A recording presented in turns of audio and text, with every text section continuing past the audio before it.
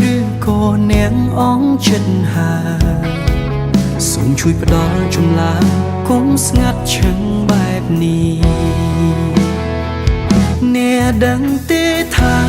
ខ្ញុំឯកាព្រោះតែនាងអ្នកដឹងទេថាខ្ញុំសោកកាក្រៀមក្រំព្រោះតែនាងនៅប្រងើយគ្មានឮចំឡើយលួងលោមខ្ញុំឬក៏ពេលកន្លងមកខ្ញុំនេះឈួតម្នាក់ឯង